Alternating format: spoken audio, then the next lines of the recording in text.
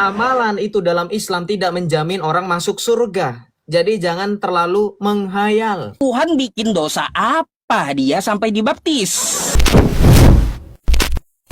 Ketika di dalam Islam, Allah gagal untuk menyelamatkan semua manusia. Allah hanya memilah dan memilih barang siapa yang diselamatkannya. Sesuai dengan dalil yang dibawakan oleh Ustadz Yusuf.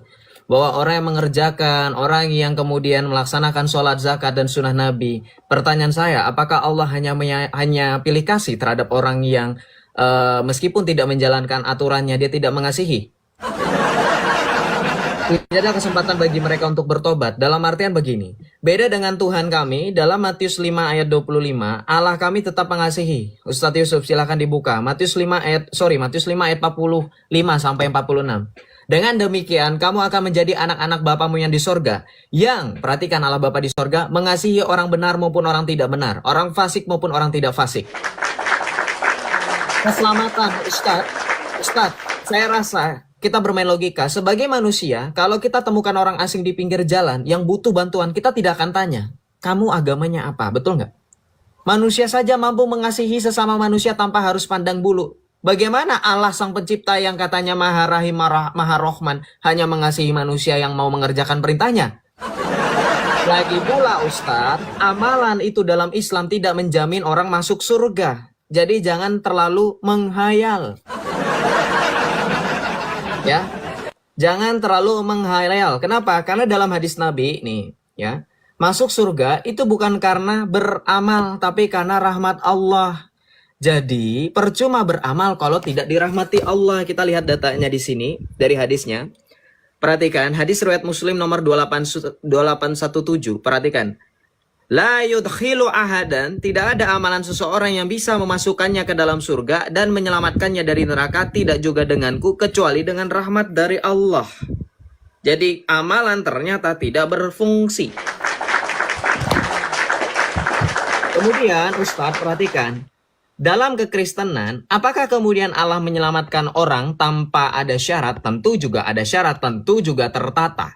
Dalam Injil Matius 28 ayat 19-20, Tuhan Yesus memberikan amanat agung. Jadikanlah semua bangsa muridku dan baptislah mereka. Anda yang mau jadi pengikut Yesus yang mau selamat, dalam Yohanes 6 ayat 40 dikatakan, inilah kehendak Bapakku yang di surga, supaya barang siapa yang melihat dan percaya Yesus itu punya syarat. Menyangkal diri dan memikul salib, dibaptis. Markus 16 ayat 16 di awal tadi saya sudah jelaskan. Bagaimana cara kami bagaimana cara kami menerima keselamatan itu dengan dibaptis. Kami menerima sakramen baptisan, kami menerima Yesus Kristus dan juga mengerjakan iman kami. Perbuatan apa yang kami kerjakan itu hukum kasih. Bukti Allah kami menyelamatkan kami ketika kami mengerjakan iman kami dalam Matius 7 ayat 21. Bukan setiap orang yang berseru kepadaku, Tuhan, Tuhan akan masuk dalam kerajaan surga, melainkan mereka yang melakukan kehendak Bapakku. Apa kehendak Bapak? Matius 5 ayat 45. Mengasihi orang, artinya iman disertai dengan perbuatan. Maka seperti dalam Yakobus 2 ayat 16 di dalam Alkitab kami, perhatikan Yakobus 2 ayat 16 sama seperti badan tanpa roh. Hakikatnya mati, demikianlah iman tanpa perbuatan artinya mati. Dalam Injil Matius, ini tertata rapi Ustadz. Jadi jangan hanya mengklaim Islam tertata rapi. Dalam Injil Matius, Yesus juga mengatakan orang dihakimi berdasarkan upahnya, perbuatannya. Iman disertai dengan perbuatan, itu kata kuncinya. Silakan direnungkan. Nah, sekarang 1 menit terakhir saya pertanyakan. Dalam Islam, ada konsep namanya fastabiqul khairat, berlomba-lomba dalam kebaikan. Tadi sesuai dengan data saya, hadis riwayat Muslim nomor 2817, ternyata amal itu tidak mempengaruhi kalian selamat atau tidak. Pertanyaan saya, ketika kalian berbuat baik, namun Allah tidak mengizinkan kalian masuk surga, bagaimana kalian bisa selamat? Kemudian pertanyaan saya, ketika Ustadz mengatakan sesuatu yang tidak pernah ada, dikatakan sebagai bid'ah, apakah Rasulullah, apakah semua Islam, ini tolong simak baik-baik pertanyaan saya, apakah semua Islam dalam 73 golongan mengimani keselamatan konsep yang sama seperti dengan adanya rukun Islam dan rukun iman? Dengan syahadat, sholat, zakat, puasa, silahkan tunjukkan by data Ustadz. Karena setahu saya tidak semua Islam. Saya sebut Syiah, Salafi, itu tidak menonjolkan rukun Islam. Syahadat, sholat, puasa. Nah pertanyaan saya seperti itu. Nah, jadi sekali lagi saya tekankan keselamatan kami, Yohanes 3 ayat 16. Baik, ya teman-teman semuanya sesuai yang dikatakan oleh Joseph. Ya, pertanyaannya tentang masalah amal yang tidak memasukkan orang ke dalam surga sesuai hadis. Ku jawab betul. Karena apa? Karena yang memasukkan seseorang itu ke surga adalah rahmat Allah, bukan amal. Lalu untuk apa kita beramal? Kita beramal untuk mendatangkan rahmat Allah. Oke? Kau kagak paham? Baik, sekarang saya analogikan. Kamu punya duit. Lalu, kamu ingin pakai mobil. Apakah kamu menjalankan mobil itu langsung dengan duitmu ditempel ke setiran? Kan enggak. Enggak. Duit kita ada banyak, 500 juta. Kita pengen menjalankan sebuah mobil. Apakah duit 500 juta ini ditempel di pintu mobil? Kan kagak, ya. Tapi uang 500 juta ini kita serahkan dulu kepada resepsionisnya, kan kayak gitu. Resepsionisnya nanti akan kasih kunci mobil. Dengan kunci itulah kita bisa menjalankan mobilnya. Begitulah, ya. Allah Subhanahu wa taala beramal dulu, ya. Nanti setelah itu akan datang rahmat Allah Subhanahu wa taala kepadamu. Dengan rahmatnya lah kamu masuk Islam, masuk surga gitu. Bukan dengan amal. Jadi amal itu, Sep, ya perlu kamu tahu untuk mendatangkan rahmat Allah. Rahmat itulah yang membawa ke surga. Jadi kayak gitu, nggak ada orang buka ya, Sep ya, buka pintu mobil itu pakai uang ditempelin ke pintu mobilnya, nggak ada. Gitu. Oke. Nah, terus berkaitan tentang masalah keselamatan ini, ya. Sep, aku mau tanya di prolog awal kamu tadi, kamu mengatakan ya kalian diselamatkan oleh perantara gereja Yesus. Yesus menyelamatkan melalui gereja. Coba tolong kasih dalilnya dong, ya. Gereja mana yang pernah Yesus perintahkan agar kamu memasuki gereja itu? Dan tolong tunjukkan satu bangunan gereja ya juga ya di masa Yesus. Lalu nanti kamu mau berkata ya itu kan tempat berkumpul. Kalau tempat berkumpul, mall pun tempat berkumpul kan gitu ya. Aku udah tahu alasan Kristen itu, ya udah tahu. Dari terumbu karang ini, dari batu ini aku mendirikan jemaat pertama. Yang saya cari tuh di mana, gereja mana, ya. Karena apa? Karena Joseph mengatakan Yesus nih ya dengan jelas mengatakan Yesus menyelamatkan melalui gereja. Gereja apa ini? Di mana bangunannya? Terus tolong tunjukkan sama saya, ya. Seperti itu. Jadi agak heran sama Joseph ini. Terus juga melalui penyucian, pembaptisan katanya. Seperti yang dilakukan oleh Yohanes kepada Yesus. Sep, yang namanya baptis itu kan penyucian, toh Sep. Ya, penyucian. Penyucian dari apa? Dari dosa maksudnya. Kan kayak gitu. Kalau disucikan dari dosa, ini kenapa Yesus ini malah dibaptis gitu loh. Aku mau tanya, yang namanya Tuhan itu kan maha suci, kan katanya seperti itu, ya. Lalu tiba-tiba Tuhan dibaptis, ini Tuhan bikin dosa apa dia sampai dibaptis?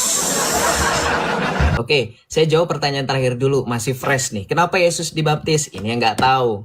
Ini nggak pernah ada di Islam, teman-teman. Seorang imam dalam perjanjian lama itu harus dicuci dan dibaptis.